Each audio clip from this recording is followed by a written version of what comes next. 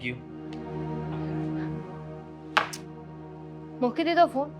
તરત જ મૂકી દીધો, કારણ કે તે જે રીતે અવાજ કર્યો એટલે હું સમજી ગયો કે કંઈક ખોટું થઈ રહ્યું છે. સારું કહેવાય ને કે તમને ખબર પડી ગઈ કે હું શું કહેવા માંગુ છું. તો મારે હજુ પણ એક વાત કહેવી છે, તો એ પણ ખબર પડી જશે ને તમને? એ તો તું કહીશ તો મને ખબર પડશે ને. લો, મને થયું કે તમે મને એટલો બધો પ્રેમ કરો છો તો મારા મનની વાત પણ જાણી લેશો. પિયર જેવું છે, ક્યારે મૂકવા આવું? બહુ ખુશ થાવ છો ને? એટલે પિયર આંટો મારવા રોકાવા જેવું છે ને, ક્યારે જેવું છે? નથી જવું. એટલે પિયર નથી જવું, જવું તો છે પણ પિયર નહીં. આદિ, એવું નથી લાગતું કે તમે ઘણાય દિવસોથી ઘણાય મહિનાથી ઓફિસથી રજા જ નથી લીધી? રજા ને મારે કેમ રજા રાખવાનો શું મતલબ છે? મતલબ છે ને, તમને એવું ન થાય કે ભગવાને તમને એકની એક પત્ની આપી છે તો એને બહાર ફરવા લઈ જાઓ? એટલે લઈ જવી પડે ફરવા તો, પણ ફરવા અચાનક અચાનક નહીં, ઘણા સમયથી નથી ગયા ને એટલે. આ થોડા તમે કામમાંથી બહાર નીકળો તો એકબીજાને સમય આપી શકીએ આપણે. હા, તારી વાત એકદમ સાચી છે. તો હું બેગ પેક કરી દઉં? બિલકુલ નહીં. જો થોડો સમય ખમી જા, પછી હું તને સામેથી કહીશ કે આપણે લોકો ફરવા માટે જઈ રહ્યા છીએ. પણ શું કામ? થોડા સમય પછી કેમ? હમણાં કેમ નહીં? એનું પણ કંઈ કારણ હોય ને. જો સમજ કે હું અત્યારે તને ના પાડીશ તો તને ખોટું લાગશે, દુઃખ લાગશે, પણ એ લગાડવાની જરૂર નથી. હા, કારણ કે દુઃખની પાછળ શું હોય? ખુશી. એટલે પછી તારે તો ખુશ જ થવાનું છે. પણ અત્યારે કેમ નહીં એનું કારણ પૂછ્યું મેં. કારણ જે તમારી પાસે હશે ને. ઓફિસથી રજા નહીં મળતી હોય નહીં, કામ એટલું હશે, બધાને સાચવવાના. કામ તો બધા છે ને, ઘણા બધા સ્ટાફમાં બધા જ પતાવી દે છે. જરૂરી નથી રોનક એકલો પણ સંભાળી લે એમ છે. શું વાંધો છે? વાંધો એવો છે કે મારે બહાર નથી જવું. બહાર નથી જવું? કેમ? સારું નથી લાગતું મને. સારું ફીલ કરવા માટે થઈને થોડો સમય ખમવું પડે એમ છે, જેથી કરીને મને સારું લાગે કે હા, હવે અમે ફરવા જઈએ તો વધારે સારું. કેટલા અરમાનો લઈને આવી હતી, કેટલી આશાઓ હતી મને, કેટલા સપના હતા મારા બસ બસ કે મને. જો મેં નવી ગાડી લખાવી છે. હે? હા. કઈ? સ્કોડા. તો કીધું કેમ નહીં? કીધું કેમ ને, સરપ્રાઈઝ હતી.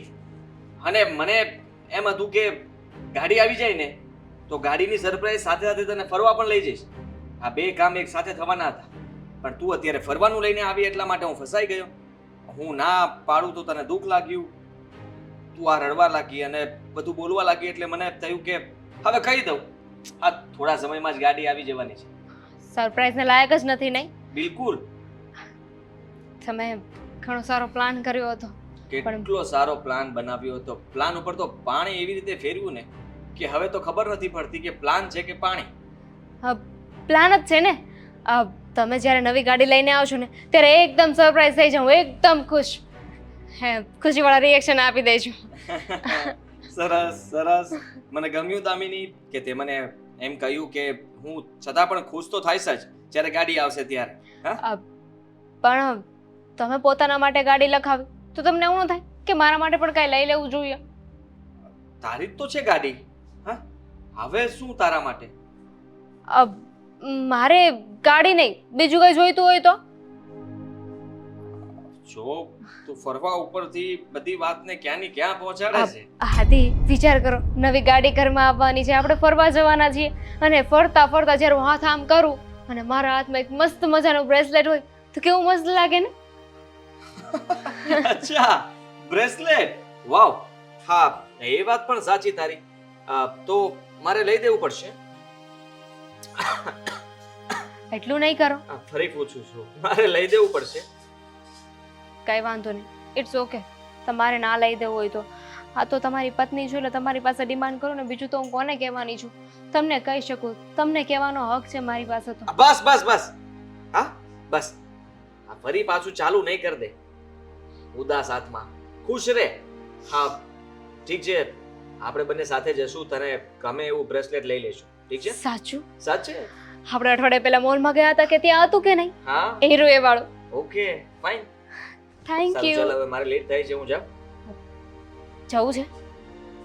શું કરું? જાઓ જાઓ, પછી તો રજા પાડવાની જ છે ને? હા ચાલ બાય. બાય.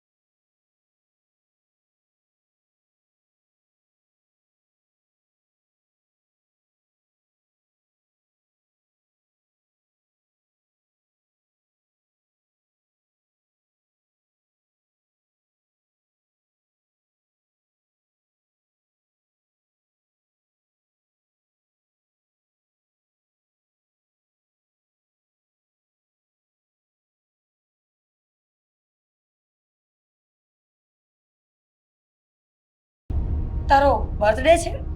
ના ના એનિવર્સરી? ના ના. તો બોલો, ખુશ થવા માટે એનિવર્સરીની કે બર્થડેની જરૂર પડે? હા, કારણ કે હું તો વર્ષમાં 2 જ દિવસ સેલિબ્રેટ કરું છું, એટલે મને એ ખબર હોય. એવું કંઈ ના હોય. આદિ જેવા હસબન્ડ હોય ને તો રોજે સેલિબ્રેશન થાય.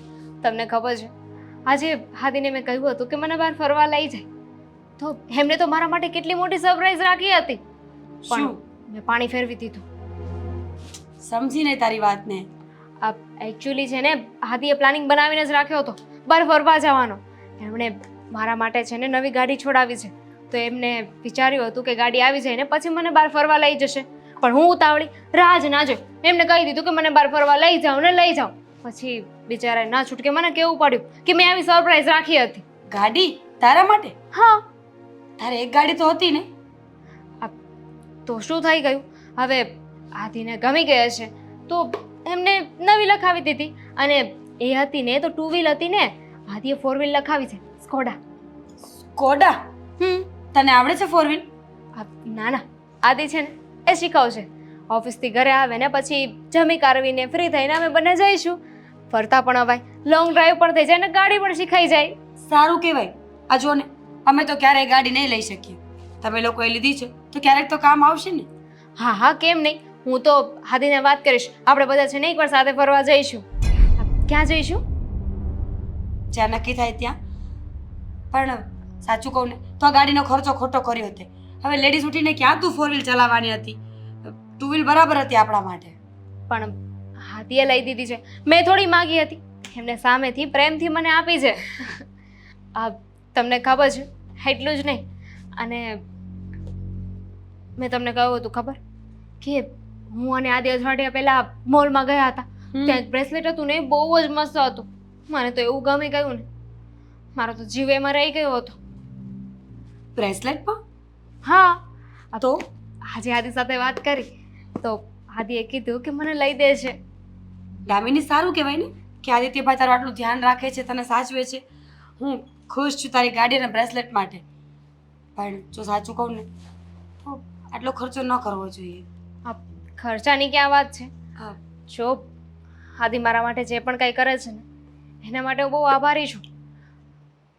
એમને કોઈ દિવસ મને કોઈ વાતની કમી નથી આવવા દીધી. હું કંઈ માગું ને એની પહેલા તો એ વસ્તુ હાજર કરીને આપે છે મને.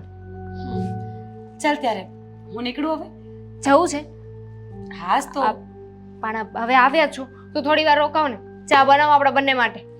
ના દામિની, મારે લેટ થાય છે, હું પછી આવીશ ને. સારું, બ્રેસલેટ આવી જાય ને એટલે આપણે બંને બહાર જઈશું, આપણે બંને જ. ઓકે ચાલ, હું જાઉં હવે. હા હા.